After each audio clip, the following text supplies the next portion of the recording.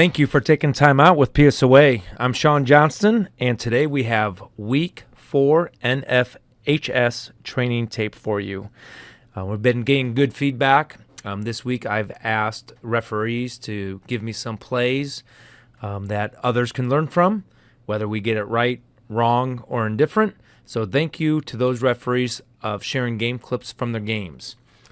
First clip here, we have an onside kick.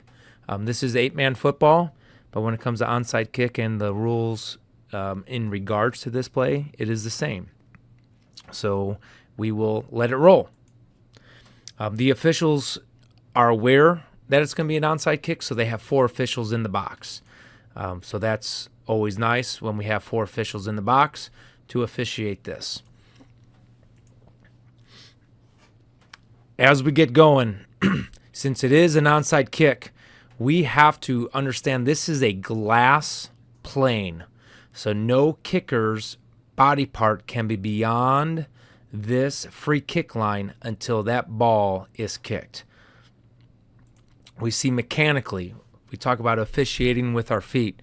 So the official actually takes a step backwards. So now he's not directly down this line to see if this player's helmet, arm, chest, knee is beyond this free kick restraining line before the ball's kicked. So that's the first part. If this player is past the ball, this is encroachment, we blow the whistle, and we are trying to avoid all the collisions we possibly can. We do not have a dead ball foul here, so we shall continue. All right, illegal block on the kick. This receiver is going down in an action to go get the ball. This is not an action to block. So this is not receivers blocking the ball. We do have the kickers going to initiate a block on a receiver, and the ball has not gone 10 yards. Spot of the foul is the B39 for illegal block. End of the kick is the A39. So here we got some flags out, which is good. So the final result is going to be an illegal block. Receiver's ball, 1st and 10 at the B29, as an illegal block on a free kick is a 10-yard penalty. And yes, it is a foul during a loose ball, but this is an exception. A foul by the kicking team on a free kick or scrimmage kick during the loose ball is going to be enforced at the spot of the foul or at the end of the kick. In this case, at the spot of the foul. Good job by the crew of getting this call right. When you watch this in real motion, it's a lot of information to process. So great job of getting this right for the illegal block and enforcement. One of the points of emphasis this week that was asked was about forward progress and spots. So we're going to have a set of clips here just about mechanics and forward progress spots. All right, so first off, this was a mechanic change last year. Whenever we're snapping at the 20 and in, back judge, you want to start on the end line. And the reason for that, in high school football, we've been seeing a lot more throws in this portion of the end zone. Quarterbacks' arms are stronger. Wide receivers are running routes, a lot more wide open spread offenses. So back judges, you don't want to be in the middle of the end zone. That's where the routes are going. You want to be at the end line to close down on those back pylons. But don't forget, if you read run outside the 10, you need to help on goal line. Let's play this out. All right, so the back judge properly reads pass. So he's staying back. He's not moving up to the goal line right now. Now all of a sudden we have a run. All right, so the line judge and the headlinesman does a great job of staying behind the play. Since the play is going away from the headlinesman, he can go to the goal line. Back judges, if you are aware enough for this, you can come to this goal line and assist with this goal line play. All right, this quarterback has now officially has become a ball carrier, runner, pass the line of scrimmage. We can use all the help we can get when it comes to goal line decisions. This is not going to be a goal line play, but different play, different situations. We want to have somebody on the goal line if that ball carrier was diving for that pylon. And it is not going to be the line judge here. He's staying behind the play due to safety, and we're snapping outside the 10. So, H, you could get to the goal line and have it all the way across. Or back judge, if you have the awareness and you could get to that goal line, you could come straight up to that goal line and help. Five-man mechanic, this is sort of a hole in our mechanics, but with this training tape and communication and awareness, hopefully we could cover these goal line plays and forward progress spots a little bit better when it comes to the goal line. 4th and short, inside the 10. So the mechanics manual, get ahead of the ball, get ahead of the ball. This is a different situation. Last week we were talking about the O2O communication.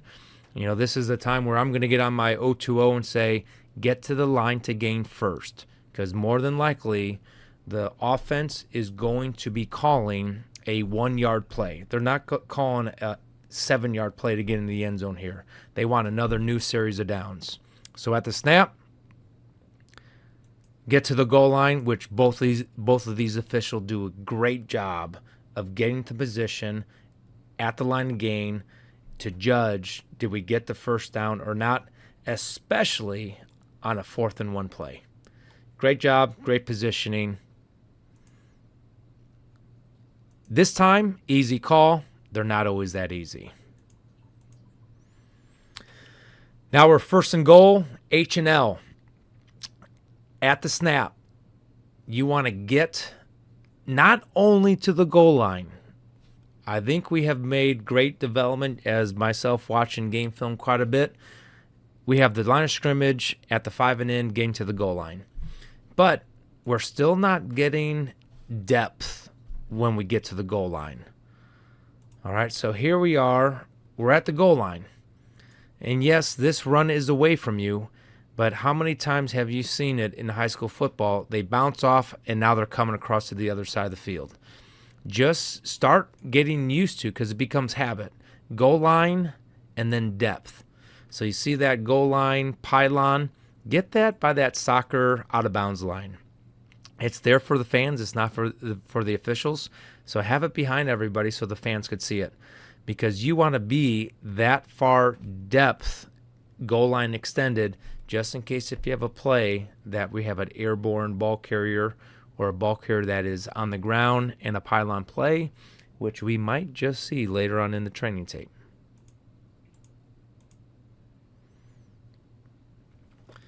All right, referees, reminder, do your homework or get information from the coaches in the pregame. If a kicker is left-footed, you want to be on the other side of this kicker. All right, so note number 1, umpires. This might be the first punt. Right now, we got quarter 1, 3:44. A lot of things are going through the referee's mind. Help out the referee. Remind them they have a left-footed kicker, because we're all that are meeting with the coaches. Write down those notes.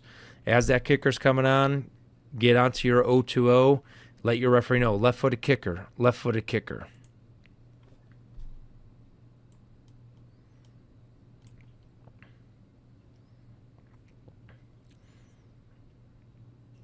All right, as this play goes, this is the most forward point of the ball. And we notice the line judge at the bottom of the screen. Number 1 is on the field. Remember, remain off the field, and you're ahead of the ball. You want to avoid being ahead of the ball because the signal that you are communicating is the ball got to that point. So in this case, the ball got to the 43, when really the most forward point of the ball got to the 45. So stay off the field until you have that most forward point of the ball, then come onto the field, because that is what coaches in the press box That's what fans are going to be seeing. And when you have games with people commentating and the radio play callers, they're using your body language to communicate to the people at home what's going on in the play. So understand the impact that you have on others with this positioning. The most forward point of the ball, we should be out of bounds, 45-yard line here. Oh, everybody, fourth down, legal kick, all 5 officials stop the clock. Dead ball officiate. There is so much action going on here. Let all these players separate, then look back for the ball. We're not in a hurry to put this ball down on a scrimmage kick, change of possession. We have a lot of time to get the new ball, place the new ball. Chains have got to move. Chains aren't moving until we confirm that there's no flags on the play. Dead ball officiate first to prevent something bad from happening. Just having eyes on players, presence on players is going to prevent players from doing something after the play is legally over.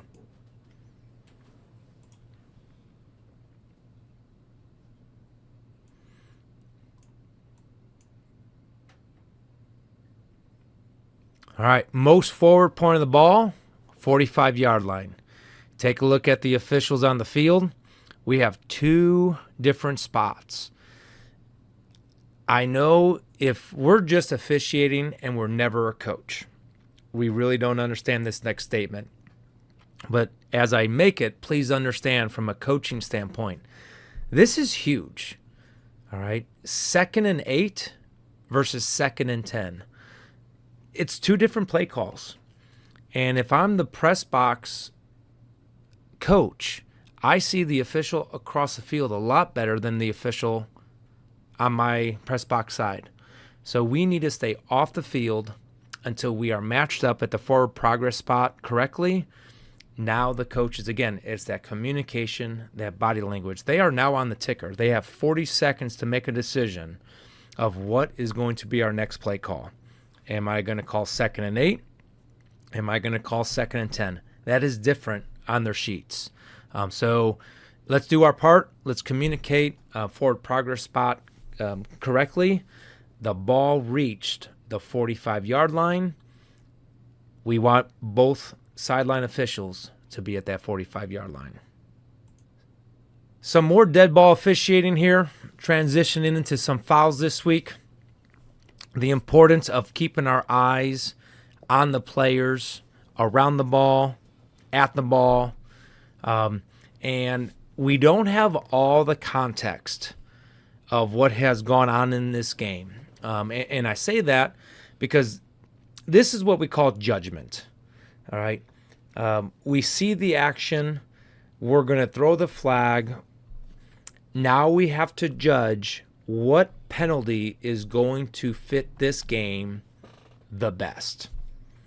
And I say this over and over and over again. How we describe a player's action is probably more important than the actual foul that we called. Okay, so we see this box up here, punch equals ejection, open hand shove, that's abrupt push to the ground, unsportsmanlike conduct. All right, I will say, if you put this in as a punch by number 5 and or number 14, I'd be like, yep, both players reared back, both players went to an opponent. That is a punch, and a punch fits fighting. Okay, so fighting in the NFHS rulebook is an ejection. Now, if you come to me in a foul report and say, I have open hand, I don't know if it was open hand or not. Again, the NFHS, if we have an ejection, we 100% have to know. Okay, so whatever the judgment is here, if you are 100% sure that is a punch, ejection. If you don't know, you have a gut like, oh man, what put an unsportsmanlike conduct foul on that player or those players, because now they know, and the coaches will know through communication, if there's another unsportsmanlike conduct foul on number 5 or number 14, now that is an ejection for 2 unsportsmanlike conduct fouls. So when in doubt, dead ball foul, yes, dead ball foul. When in doubt, ejection or not, it is not an ejection. It's an unsportsmanlike conduct foul. Good job, dead ball officiating by the covering official. We have a foul. He has his judgment. Just be able to explain that judgment very clearly with definite knowledge to the coach. Those of you who are watching this training tape and you're an NSAA high school football official, every single week, Nate Newhouse puts in there, helping the runner is a point of emphasis and illegal. I've said it in a short before. It's not our job to like the rule or not, but that's a rule, that's a point of emphasis, so we need to enforce it. The point of this clip is to give you an out. Like, if you're hardcore, I'm not going to call that. Cool. That's cool.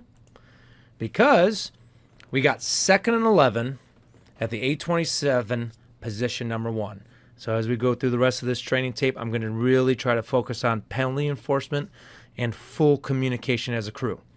So 2nd 11, 827.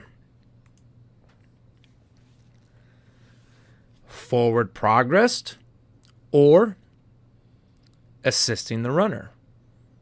So if you really, really don't like calling assisting the runner, helping the runner, pay attention. This can be a judgment situation.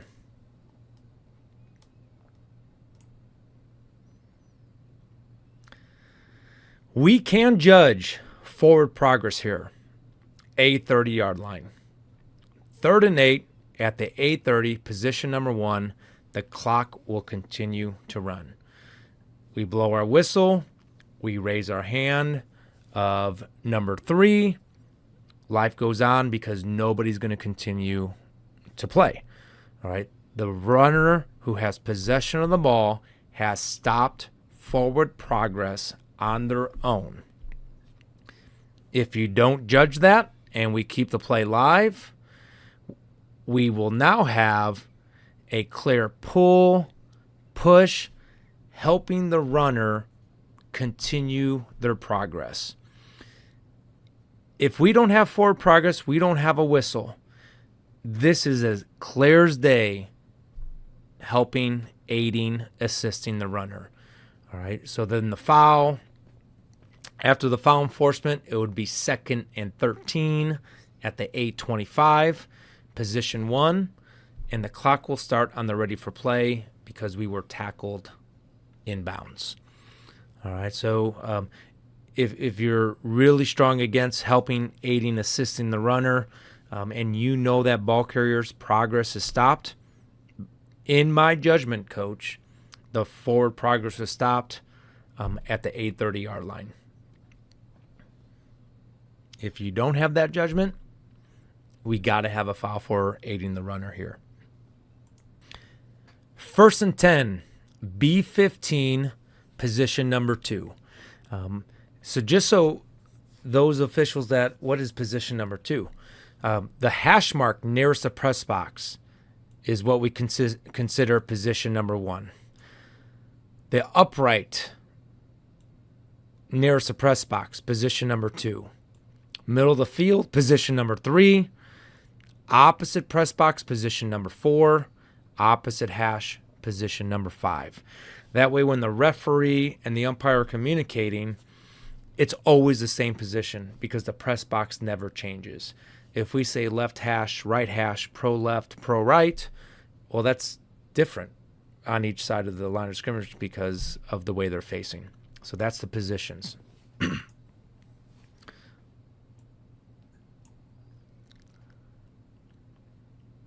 So we have a horse collar grabbing the inside back, pulling backwards, and taking the ball carrier immediately to the ground. You might even call this the nameplate instead of the inside back collar. And that's really why they changed that rule. Because, I mean, he's got the whole upper top portion of this jersey. Very dangerous when it comes to knees, and we have that knee buckle. And that's what really we should be looking for, is that knee buckle of the horse collar. So we have a foul by the defense behind the previous spot. All right. And it's at position 5 side of the field. So as a crew, we have foul, easy, horse collar, duh. Grandma, the top row, saw that one. But we have to communicate all the information. Foul took place during the run. Foul took place behind the previous spot. Oh, new rule. Foul by the defense behind the previous spot and runs behind the previous spot. We are now enforcing it from the previous spot, which was position number 1. We're inside the 13 or 30-yard line. Final enforcement will be half the distance to the goal. 1st and 2.5 yards at the B7.5 yard line. Position number 1. Clock will start on the ready for play because we tackled in bounds. A lot of things to process. Make sure we have clear, open communication whenever officials get together. If you have the O2O, open up that mic. That way all 5 officials hear this conversation and all the pieces of the puzzle can be brought together. Going back to forward progress and spots. All right, so now we have an interception. So referee, you have the goal line. Line of scrimmage, you have in and out. You're letting that ball carrier go by you. Number 1, for your safety. Number 2, the referee has the most advantageous position on the field to get to that goal line before you. All right, so now this is what our line judge, what we need you to have. I don't think this video has any inconclusive evidence in or out, but that is going to be your number 1 priority here. Watching in and out. You do not have touchdown responsibility. You have inbounds, out of bounds responsibility. Referee has goal line responsibility. Boom. Now we have some rules to think about. All right. So L, judgment, inbounds, out of bounds. If they were judged out of bounds, where was that ball when they crossed the sideline? Referee, you can't do any signal, can't share any information until you have that line judge's information. We do have the line judge go up. All right. Very important, though. Line judge, slow down. We need to make sure that ball, when that pylon was contacted, was beyond the goal line and extended. All right. So again, as a crew, when you have multiple officials, multiple responsibilities, multiple angles, slow down, talk. Then after you talk, then go up together. Okay. So this would have been an easy line judge. I did not have the ball carrier run out of bounds. Referee, I had the ball beyond the goal line when the pylon was contacted.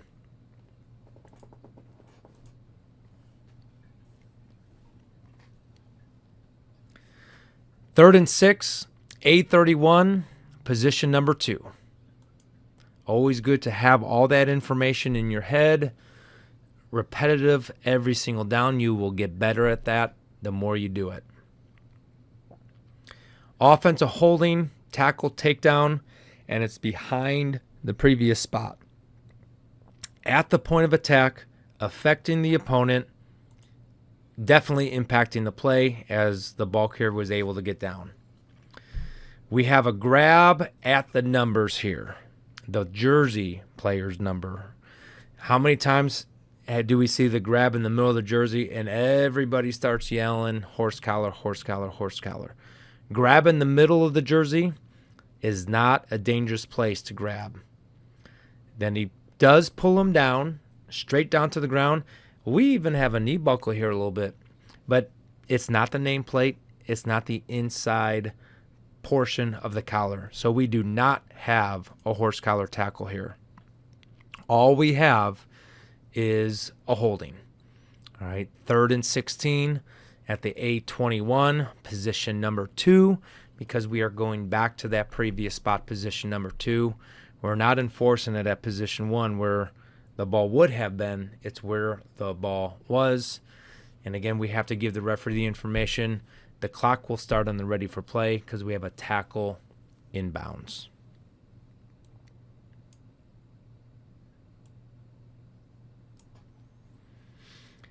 First and 18 at the A9. All right, so referee, pre-snap, you got the goal line here for safety, no safety.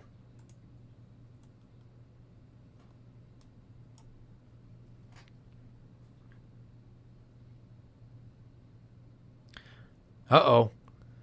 Now we have a blindside block. We have somebody coming upstream. All right, so that is, though the blocker does see it coming, we are not leading with our hands. All right, so this is unnecessary. To avoid a foul here, we need to be leading with our arms extended, open hands. So we have a blindside block at the 28-yard line, it looks like. Spot foul. All right, so we're going to make it easy. We're going to make it at the 30-yard line, which is behind the end of the run. So now after enforcement, end of the play is the 40, spot of the foul is the 30. We started back here at the 9. So as we process this, a defensive coach might be like, they actually gained yards and they get to replay the down? By rule, yes, coach. All right, so slow everything down. Yes, we did snap it at a different position, but the spot of the foul, which is position number 1, is where we're going to enforce this. Half the distance to the goal from the 30. If you do have the flag at the 28, now we would be going to the 14. But the flag's at the 30, so for this training tape, Team A, 1st and 12, A15, position number 1. Clock will start on the snap because that ball carrier ran out of bounds.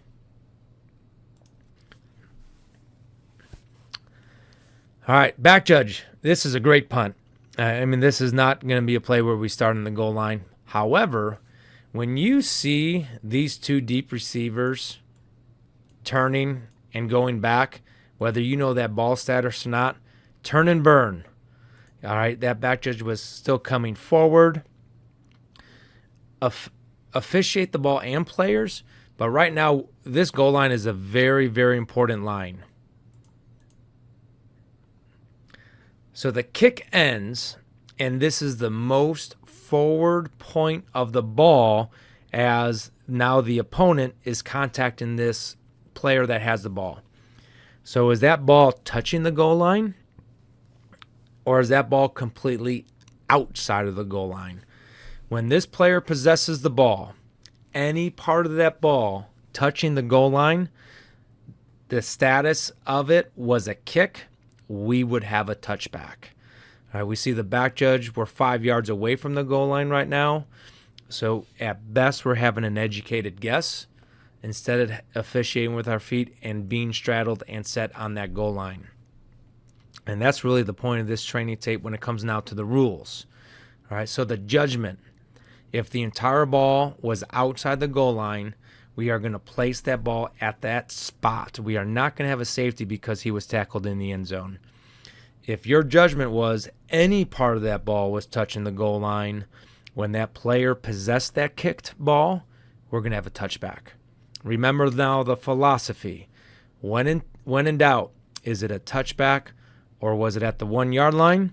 We're going to err on the side of the touchback. Most important part of this, officiate with your feet. Get yourself in position, because when you do that, you're going to give yourself believability because you're in position. To end this training tape for week 4, timeout with PSOA NFHS, we do have some pending weather coming in this weekend on Friday, and if they get moved to Saturday, we have some weather coming in on Saturday. So this is an Appendix E. I would definitely take some time with your crew to talk about how are you going to handle lightning and weather disturbances. Referees, when you confirm with the ADs, maybe the day of, see if there's an action plan in place. If there's lightning, where are the teams going to go? Where are the officials going to go? We're not responsible for the fans. Don't worry about the fans. And then this was a rule change a couple years ago. If we're within 3 minutes of the first half and we have lightning or weather disturbance, with both coaches mutually agreeing, we could go into intermission because we're in a 30-minute lightning delay.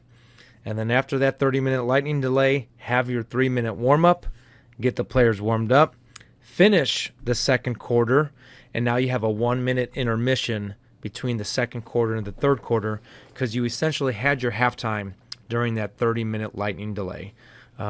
The big thing is follow local guidelines, follow your state association guidelines, have a plan, and communicate that plan way before you have to enact it.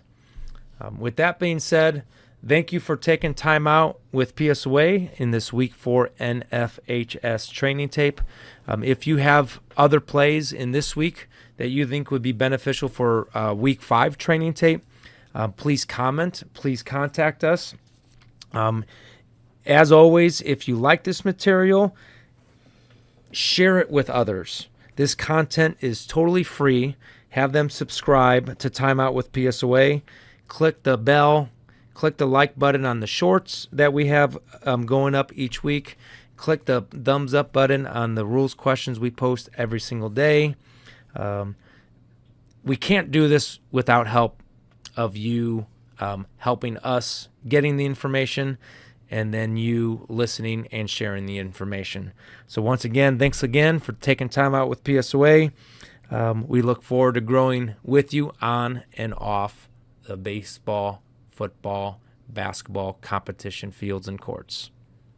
For officials, remember, you're only as good as your last call.